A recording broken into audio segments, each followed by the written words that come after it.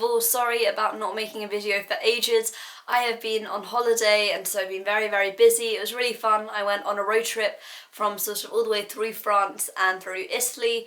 If you want to know more about that, you can go onto my own channel, Bit of a Fangirl, where I vlogged it and made little artsy videos about it, and also my Instagram, Bit of a Fangirl, where I posted some cute photos. So anyway, I'm going to be talking today about the most dreaded day probably for students, and that is results day. I know lots of you are probably have just finished your GCSEs or AS levels or A levels, and so results day is coming up pretty quickly. I think for AS it's maybe on Thursday. GCSE, I think yours is next week. Was it the 21st maybe? I think that was for us last year. And A-level people, I think it's next Thursday. So it's pretty intense, pretty nerve-wracking. And so yeah, results day. I remember my results day last year for GCSEs, and I'm not gonna lie, my experience of it was really, really bad. Like, really bad. Like, I hate the thought of remembering it.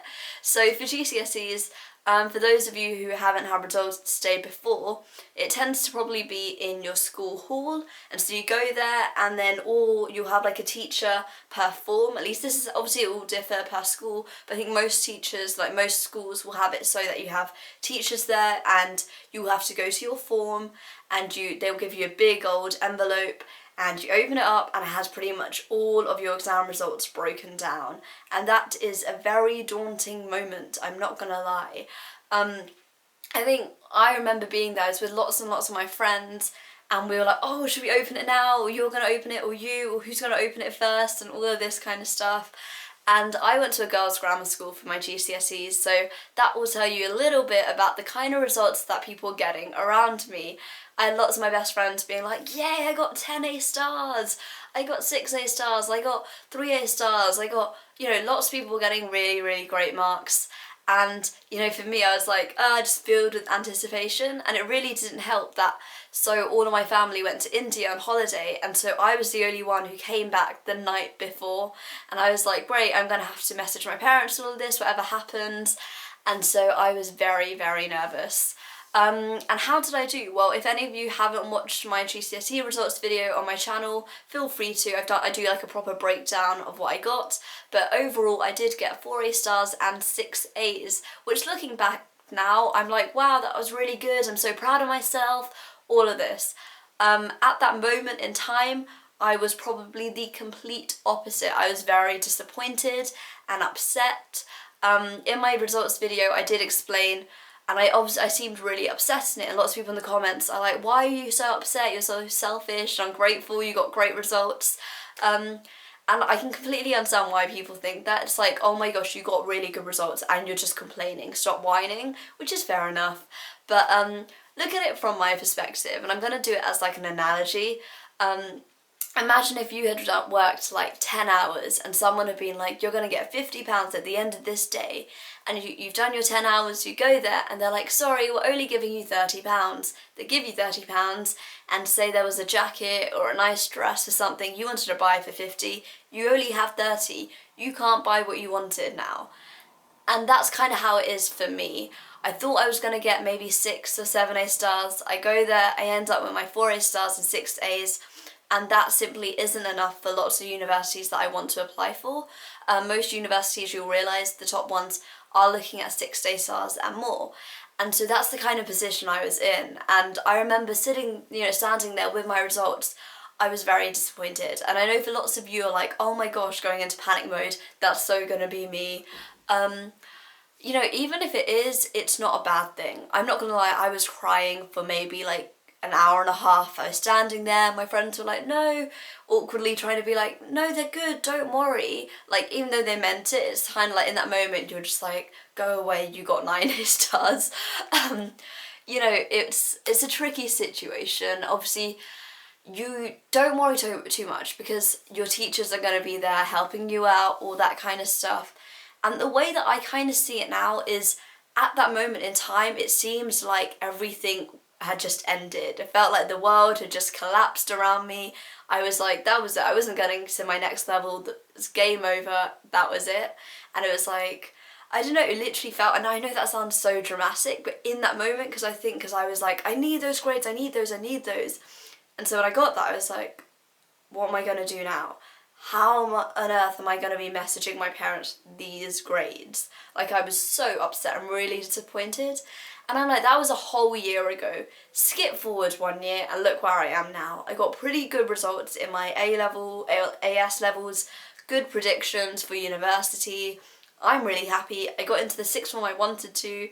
I have great friends, and that's not me boasting or anything. That's me simply saying that, look, even if things do not go like the way you planned it to, or it's not the results you expected or wanted, it is not the end of the world. It may feel like it 100%, but trust me, things do work out.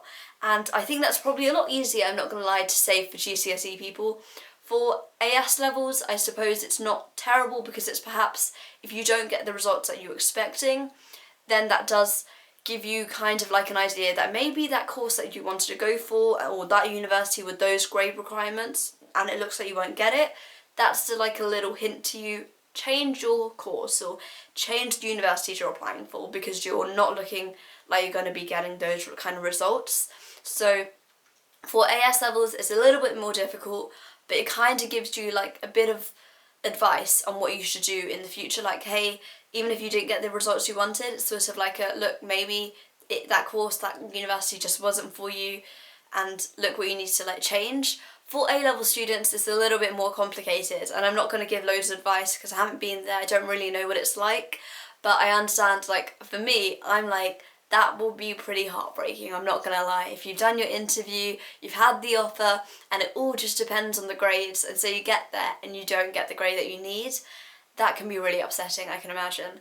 And I suppose there's clearing and all of that kind of stuff, and that's probably a whole other process that I'm sure the other YouTubers on the student room who are university students can tell you all about.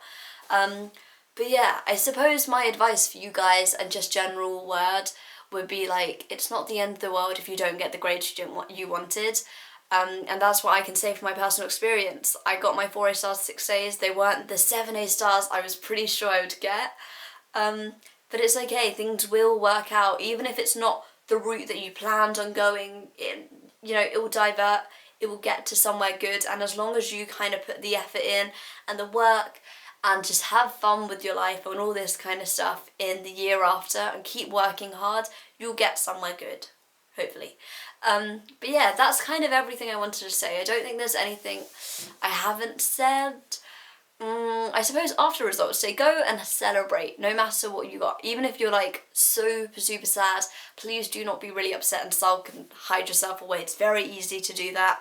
I think after my results day, I just went out with a friend, and it was a really nice day, and it was really cute and all that kind of stuff, and that was really nice. I know lots of people who've got amazing results will probably go out and celebrate like mad. If you didn't get the grades you wanted, then don't put yourself down. You worked really hard, I'm sure. If you didn't, well, you know what you need to improve on. And yeah, that's pretty much everything from me today. If you have any questions or anything, please do comment them down below. Like I said, my GCSE results breakdown video is on my channel, Bit of a Fangirl, so go check that out. Give this video a thumbs up if you liked it, and please, as I said, do not worry too much about results day and all this kind of stuff. Just go into it, and whatever happens, happens. Also, if you do not get the results you wanted, you can always pay a little bit of money to get them remarked. It is a bit expensive, I'm not gonna lie, but I think it's, if for some reason your grade does change after it's remarked, you do not have to pay. If it doesn't get changed because they see that that's the correct mark, then you will have to pay like £30 per paper. Very pricey, but just another alternative kind of method. And yeah, that is everything from me today. I love you guys so very much, and best of luck. Bye!